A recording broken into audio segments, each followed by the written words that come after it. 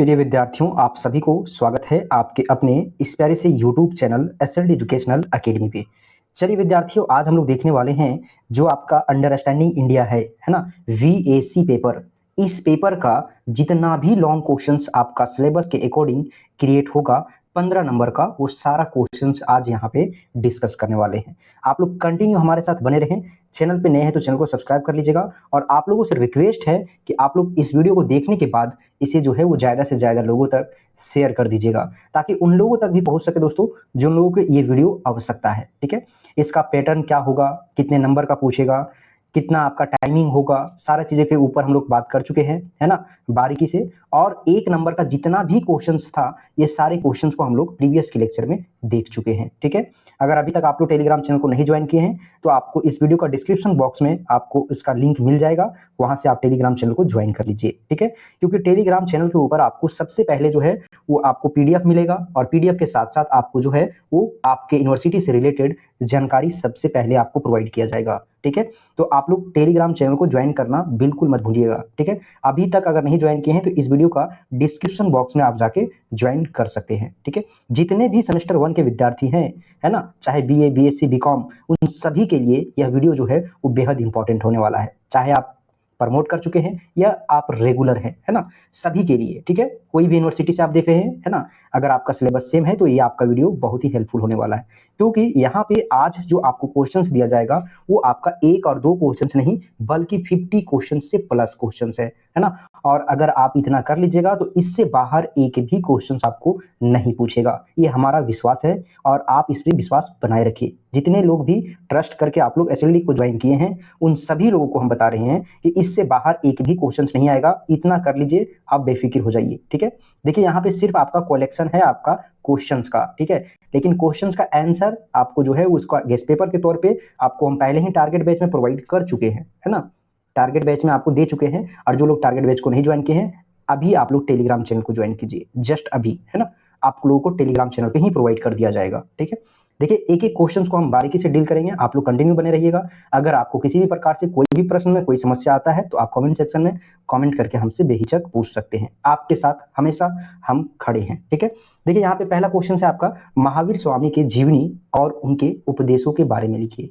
देखिए आप लोग को यहाँ पे ध्यान रखना है। ठीक है, कोई भी आपका जो है यहाँ पे जो आपका अंडरस्टैंडिंग इंडिया है, इसमें आपका जो हिस्ट्री है, इसमें किसी के भी बारे में आपको जीवनी के ऊपर, है ना, आपको लिखने के लिए आ सकता है, चाहे महात्मा गांधी के जीवनी हो या महावीर स्वामी हो, गौतम बुद्ध हो, है ना। तो इसलिए हम आपको पहले बता दे रहे हैं कि आपको सिर्फ महावीर स्वामी के जीवनी के बारे में नहीं, बल्कि यहाँ पे महावीर स्वामी के जगह पे गौतम बुद्ध के जीवनी एवं उनके उपदेशों के बारे में वर्णन करें। ऐसा क्वेश्चन है, अभी हम लोग आगे देखने वाले भी हैं, है ना, लेकिन पहले आपको जानकारी दे रहे हैं, है ना, कि आपको जो है वो ऐसा देख के जाना है एग्जाम में। ठीक है, कि महावीर स्वामी के जीवनी एवं उनके उपदेशों का वर्णन करें। ठीक है, दूसरा क्वेश्चन पूछा है, सिंधु घाटी सभ्यता के नगर योजना की व्याख्या करें। अब देखिए आपको पता होना चाहिए कि जो अंडरस्टैंडिंग इंडिया है इसमें हिस्ट्री, है ना, पिछले वीडियो में भी हम बताए हैं, हिस्ट्री, ज्योग्राफी और आपका पॉलिटिकल साइंस और आपका इकोनॉमिक्स का कॉम्बिनेशन है। ठीक है, ये चार स्ट्रीम का जो है एक में कॉम्बाइन करके आपको एक दो यूनिट करके, है ना,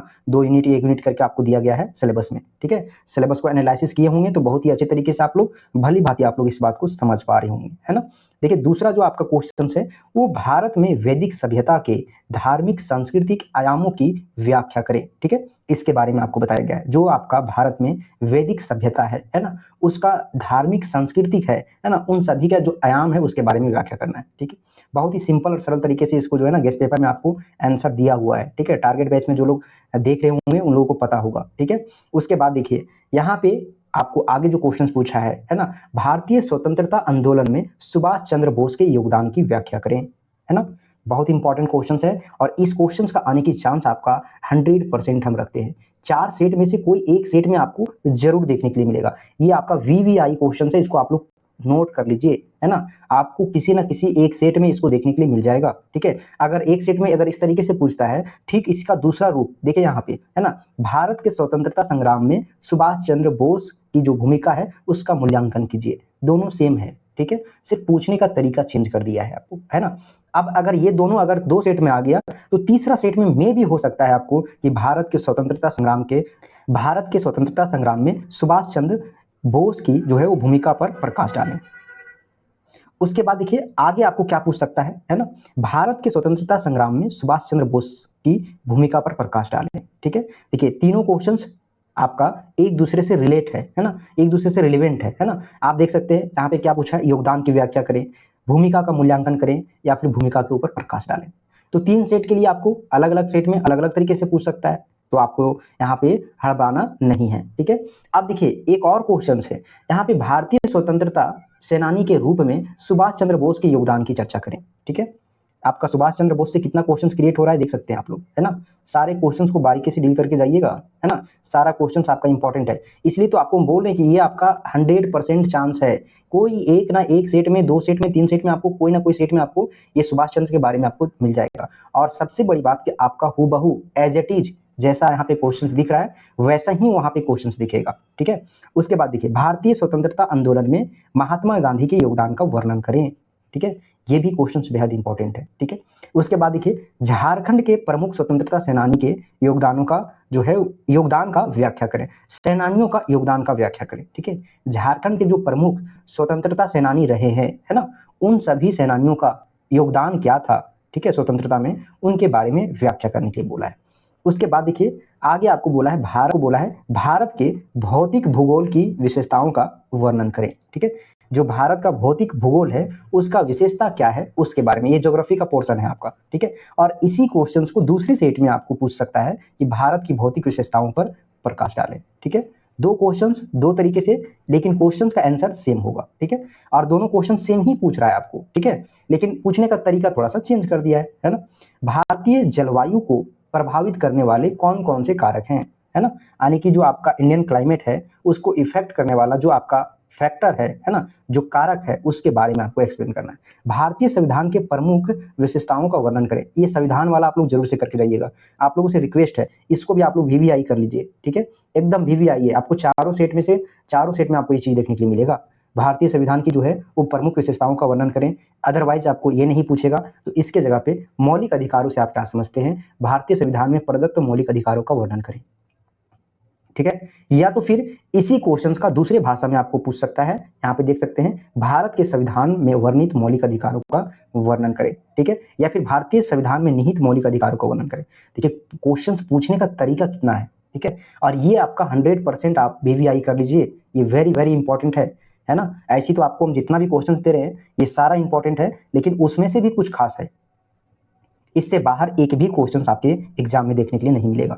हूबहू एज इट इज आपके एग्जाम में जो है वो आपके सिलेबस से इसी तरीके का क्वेश्चन क्रिएट किया जाएगा। ठीक है, उसके बाद देखिए भारतीय संविधान में मूल अधिकारों से आप क्या समझते हैं। ठीक है, भारतीय संविधान में मूल अधिकारों से आप क्या समझते हैं वर्णन करें। ठीक है, उसके बाद देखिए आगे बोला है सामाजिक न्याय से आप क्या समझते हैं, भारतीय संविधान में सामाजिक न्याय के लिए क्या क्या प्रबंधन किए गए हैं उनके बारे में बताइए। और आप देखिए विनोबा भावे यूनिवर्सिटी में आप पढ़ रहे हैं, है ना, तो विनोबा भावे के जीवन और उनके प्रमुख विचारों के ऊपर भी प्रकाश डालने के लिए बोला है। आपका जो 9 नंबर यूनिट नंबर 9 जो है ना, यूनिट नंबर 9 जो आपका सिलेबस में है, विनोबा भावे, आचार्य विनोबा भावे के बारे में आपको पढ़ना है, जीवनी के बारे में, विचार के बारे में, है ना, और किस प्रकार से उनका योगदान रहा था उसके बारे में पढ़ना है। ठीक है, भारत के आर्थिक विकास में जो है वो उद्योगों की भूमिका क्या है उसका समीक्षा करने के लिए बोला है। ठीक है, उसके बाद देखिए फिर बोला है आपको क्या, आचार्य विनोबा भावे की भू आंदोलन का जो है वो संक्षेप में वर्णन कीजिए। ठीक है, यानी कि आपको विस्तार पूर्वक नहीं, संक्षिप्त में आपको जो आपका आचार्य विनोबा भावे हैं उनका जो आंदोलन में जो योगदान रहा है उनके बारे में आपको संक्षेप में वर्णन करके बताना है। उसके बाद नेक्स्ट आप देख सकते हैं, है ना, जनसंख्या वृद्धि भारत के विकास के लिए वरदान है या अभिशाप, आपको चर्चा करना है। ठीक है, झारखंड में 1955 में संथाल विद्रोह का जो है वो विवरण दे। ठीक है, ये सभी इंपॉर्टेंट है, आप लोग जरूर से कर लीजिएगा। गांधी जी के अहिंसा और सिद्धांतों पर प्रकाश डालें। ठीक है, उसके बाद है वर्धमान जो आपका महावीर के जो जीवन है और उनकी जो शिक्षा है उनके ऊपर चर्चा करने के लिए बोला है।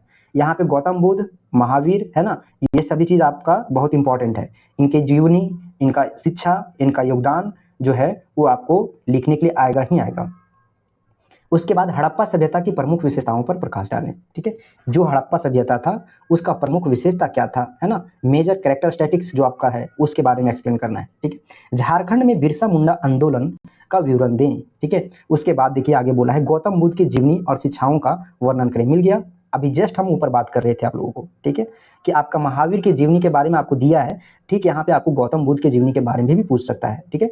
उसके बाद देखिए आगे आपका क्वेश्चन है, वैदिक धर्म की प्रमुख विशेषताओं पर प्रकाश डालें, ठीक है। वैदिक जो धर्म है उसकी प्रमुख विशेषता क्या है, उसके ऊपर प्रकाश डालें।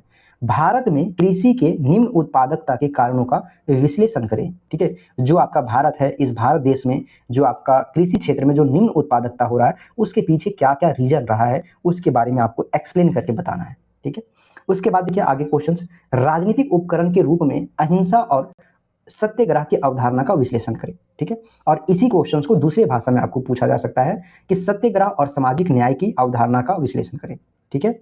देखिए उसके बाद है आपका तक्षशिला, नालंदा और विश्व भारती और BHU, ठीक है, के विश्लेषण संदर्भ में भारत में उच्च शिक्षा की वृद्धि और विकास के बारे में आपको वर्णन करना है, ठीक है।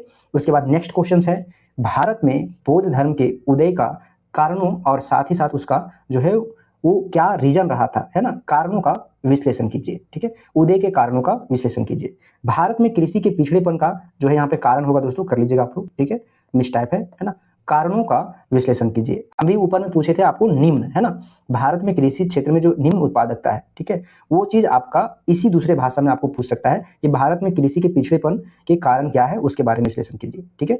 उसके बाद देखिए नेक्स्ट प्रश्न है, नदियां, मैदान, तट और वनस्पति के विशेष संदर्भ में भारत की भौतिक विशेषताओं का वर्णन कीजिए, है ना। नदियां, तट, है ना, और मैदान, ठीक है, ये कॉमा करके आप लोग लिखिएगा, नदियां, तट, मैदान और वनस्पति, ये चार चीज है। इन चारों के विशेष संदर्भ को ध्यान में रखते हुए भारत की भौतिक विशेषताओं का वर्णन करना है, ठीक है। कि किस प्रकार से जो है वो भारतीय जो आपका भौगोलिक स्थिति है ना, भौतिक स्थिति है, उसकी विशेषता के रूप में जो है नदियां काम कर रही है, मैदान किस प्रकार से जो है, तट किस प्रकार से जो है वो आपका भौतिक विशेषताओं को बढ़ा रहा है। उसके बाद देखिए, है ना, लास्ट थोड़ा सा क्वेश्चंस बचा हुआ है, देखिए, है ना, बहुत सारे क्वेश्चंस को हम दे चुके हैं आप लोगों को, और अगर इतना कर लीजिएगा तो हमें उम्मीद है कि आपका 50 में 50 नंबर आपको मिलेगा, ठीक है। लिखने का तरीका कैसे है उसके बारे में हम बता चुके हैं, कॉपी आपको कैसे भरना है, किस तरीके से लिखना है, कितना पेज लिखना है, वो आप देख सकते हैं जाके यूट्यूब पे, हमारे ही प्लेलिस्ट में आपको पड़ा हुआ मिल जाएगा वीडियो, और बहुत ही अच्छे तरीके से, ठीक है।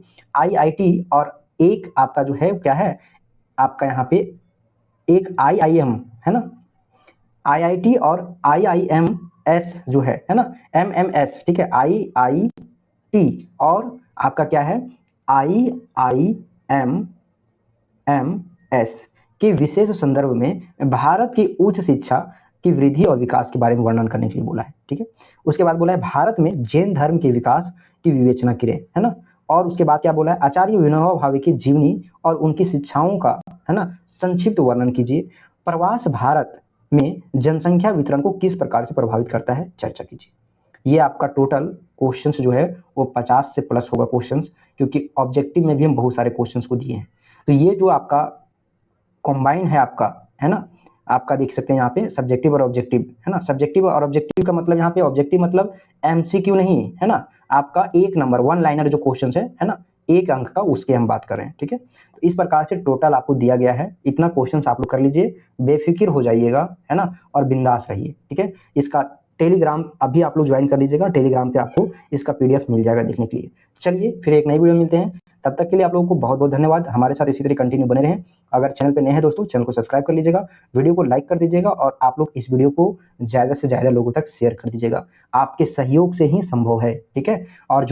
और जो लोग, है ना, सेमेस्टर 2 को क्लास को अगर ज्वाइन करना चाहते हैं, है ना, सेशन आपका क्या है 2024 से 28, अभी आपका 2024 से 28 का सेशन चल रहा है, और इस सेशन का जो सेमेस्टर 2 है इसका क्लास बहुत जल्द आपका शुरू होने वाला है SLD एजुकेशनल एकेडमी पे, ठीक है।